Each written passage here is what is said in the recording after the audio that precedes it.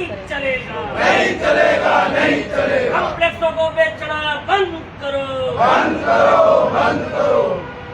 इंकलाब जिंदाबाद, जिंदाबाद, जिंदाबाद, इंकलाब जिंदाबाद, जिंदाबाद, जिंदाबाद, भारत सरकार मुर्दाबाद, मुर्दाबाद, मुर्दाबाद, निजीकरण मुर्दाबाद, मुर्दाबाद, मुर्दाबाद, निजीकरण हो बर्बाद, हो बर्बाद, हो बर्बाद। इंकलाब जिंदाबाद, जिंदाबाद, जिंदाबाद, हमारा भाईचारा जिंदाबाद, जिंदाबाद, जिंदाबाद, इंकलाब जिंदाबाद, जिंदाबाद, जिंदाबाद, सीएम सैनी मुर्दाबाद, मुर्दाबाद, मुर्दाबाद, एमडी कमिश्नर मुर्दाबाद, मुर्दाबाद, मुर्दाबाद, निजीकरण करते मुर्दाबाद, मुर्दाबाद, मुर्दाबाद, सीएम सैनी मुर्दाबाद, मुर्दाबाद, मुर्दाबाद, एमडी कमिश्नर मुर्दाबाद, मुर्दाबाद, मुर्दाबाद, लोकल मंत्री मुर्दाबाद, मुर्दाबाद, मुर्दाबाद, निजीकरण मुर्दाबाद, मुर्दाबाद, मुर्दाबाद, इंकलाब जिंदाबाद, जिंदाबाद, जिंदाबाद, टूटम कर्मचारी संघ जिंदाबाद, जिंदाबाद, जिंदाबाद, सब कर्मचारी संघ जिंदाबाद, जिंदाबाद, जिंदाबाद। सर किस लिए बैठे हैं आप लोग दरियों पे?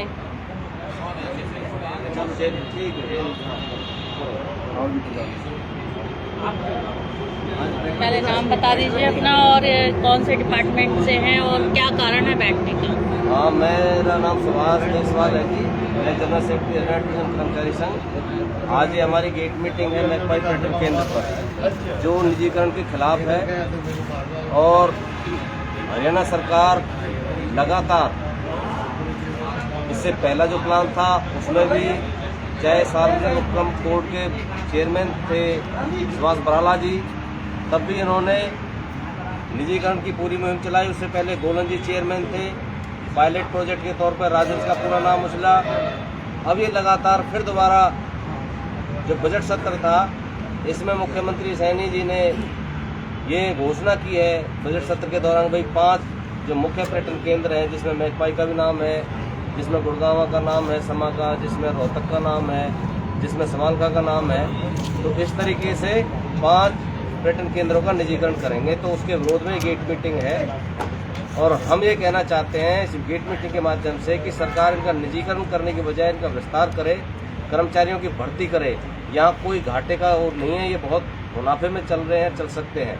और जो अच्छे चलने वाली प्रॉपर्टीज है उसको जो बेचने का मकसद है, उसमें कहीं ना कहीं अपने चहेतों को लाभ पहुंचाने का जो मतलब एक किस्म से हमें दिखाई देता है, वो पूरी तरह से हम इसका विरोध करेंगे। क्योंकि अगर निजीकरण करना ही है तो बहुत सारी प्रॉपर्टियां खाली पड़ी हैं हरियाणा टूरिज्म को, वहाँ विकसित करा लें। ये चलते हुए कम्प्लेक्स हैं, इनके अंदर तो कर्मचारी भर्ती कराएं और यहाँ पे इसका विस्तार करें।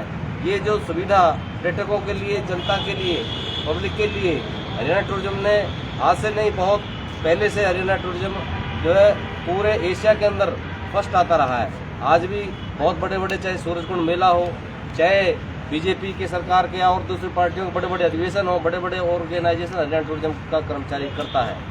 तो हम फिर से ये कहना चाहते हैं कि इसका डट करके विरोध करेंगे, आगे अपनी मीटिंग करेंगे, उसमें पूरी प्लानिंग करेंगे और इसके खिलाफ लड़ाई को तेज करेंगे। कितने कर्मचारी हैं और कितने होने चाहिए यहाँ पर? देखो, आज से शुरू में सबसे पहले लगभग 4000 के करीब कर्मचारी होते थे, 3839 और आज की डेट में रेगुलर कर्मचारी मुश्किल से 650 बचे और लगातार रिटायरमेंट है। अगले 2 साल के अंदर 300-350 पे रेगुलर कर्मचारी की संख्या रह जाएगी। जबकि अब घटाते घटाते जो स्वीकृत पोस्ट हैं वो भी लगभग 2100, 2150, 2200 के करीब है। हम ये कहना चाहते हैं कि पोस्टें बढ़ाई जाए, जो स्वीकृत है उनको रेगुलर पोस्ट से भरा जाए। एचकेआरएन के भी कर्मचारी पूरे नहीं है। यहाँ पर भर्ती नहीं हुई है? यहाँ पर लगभग 20 साल से कोई भर्ती नहीं, पिछले 20 सालों में कोई भर्ती नहीं। तो हम ये कहना चाहते हैं कि भर्ती हो, इसको सुचारू रूप से चलाने का सरकार माता दिखाए, इसको चलाएं, इसका विस्तार करें, कर्मचारियों की भर्ती करें, इससे रोजगार भी मिलेगा, जनता को पर्यटन की अच्छी सुविधा भी मिलेगी। निजीकरण के लिए तो बहुत सारे और वो हैं।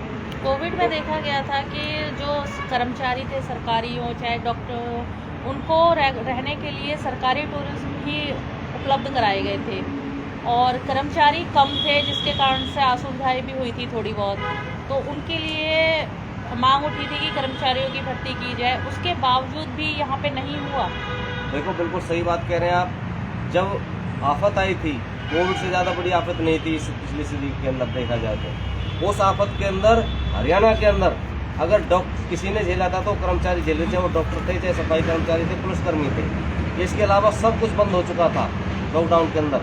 लेकिन जैसे ही दिक्कत आई कि भाई डॉक्टर्स और पैरामेडिकल स्टाफ को किराए पर रखना बंद कर दिया लोगों ने, घरों में जाना बंद कर दिया भाई, उनसे जाके वहाँ इन्फेक्ट हो सकते हैं उनके परिवार के सदस्य भी।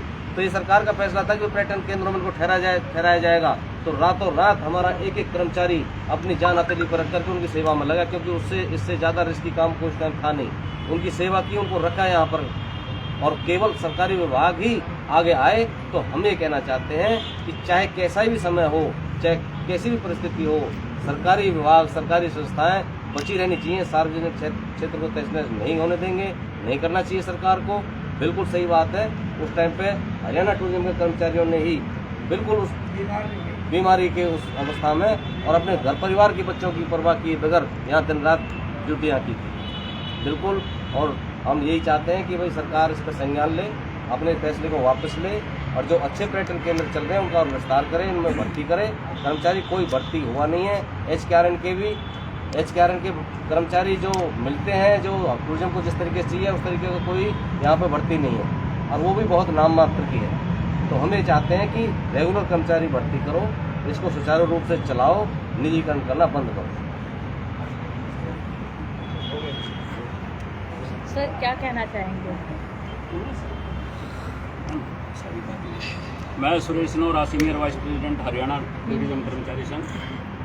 मैं आपके चैनल के माध्यम से कहना चाहता हूं कि पिछले दिनों भी खट्टर 2 सरकार में साफ साफ भाजपा सरकार ने बोला था कि जो शहरी क्षेत्र के अंदर टूरिज्म के कॉम्प्लेक्सेस आते हैं, हम उनको पब्लिक प्राइवेट पार्टनरशिप के माध्यम से उनका निजीकरण करेंगे। और उसी को आगे बढ़ाते हुए अभी जो नई भाजपा की सरकार बनी है, उन्होंने बजट सत्र में बोला है साफ साफ कि भाई जो टूरिज्म के बेस कीमती 5 पर्यटक स्थल है उससे शुरुआत करेंगे निजीकरण की। इनको देना धन्नामल सेठों को, मंत्री के रिश्तेदारों को और सरकार के जो लगे भगे हैं उन लोगों को जो है ना बेस कीमती जो ये हमारे पर्यटक स्थल हैं सस्ती दरों में उनको देना चाहती है सरकार। उसके विरोध में आज कर्मचारी यहाँ पर गेट मीटिंग कर रहा है। हम ये भी कहना चाहते हैं कि पिछले 2003 से लेकर के आज तक लगातार हम इन नीतियों के खिलाफ लड़ रहे हैं और आज तक हमें सफलता मिलती रही है। हम ये कहना चाहते हैं, हमारे साथ सर्व कर्मचारी संघ के साथी भी बैठे हैं, हमारे साथ CITU के भी साथी बैठे हैं, और इन सब की मदद से और जनता के जो दूसरे हिस्से हैं, चाहे वो किसान है चाहे मजदूर है, निजीकरण के खिलाफ लगातार हम इस मुहिम को पूरे प्रदेश के अंदर लेकर के जाएंगे। जब तक इस पे स्टॉप नहीं लगेगा तब तक हमारी लड़ाई जो है ना जारी रहेगी। सर क्या कहना चाहेंगे? आप भी कर्मचारियों के साथ शामिल हुए हैं। मैं वीरेंद्र सिंह गंगवार CITU की तरफ से बोल रहा हूँ। हरियाणा पर्यटन कर्मचारी संघ ने जो निजीकरण के खिलाफ आंदोलन शुरू किया है, centre of Indian trade union जिला कमेटी फरीदाबाद इनके साथ है, हर तरह से इनके आंदोलन में मदद करेगी। और हम निश्चित तौर पर ये कहना चाहते हैं कि सरकार की नीतियाँ जनहित में होनी चाहिए, लेकिन इस सरकार की नीतियाँ जनहित में नहीं है, बल्कि कुछ सरमाएदार, कुछ पूंजीपतियों के लिए और अपने जो सरकार के चहेते हैं उनको जो बेस कीमती बहुमूल्य ज़मीनें हैं उनको अलॉट कराना चाहती है सरकार। इस नियत से जो पर्यटन स्थल हैं हरियाणा में, बहुत ज़्यादा पर्यटक स्थल जो मेन जो है ना GT रोड पर हैं, उन पर सरकार की निगाहें हैं। और हम ये कहना चाहते हैं कि निजीकरण किसी भी कीमत में हम पर्यटक स्थलों का नहीं होगा। इसके लिए जो भी आंदोलन उसको करें।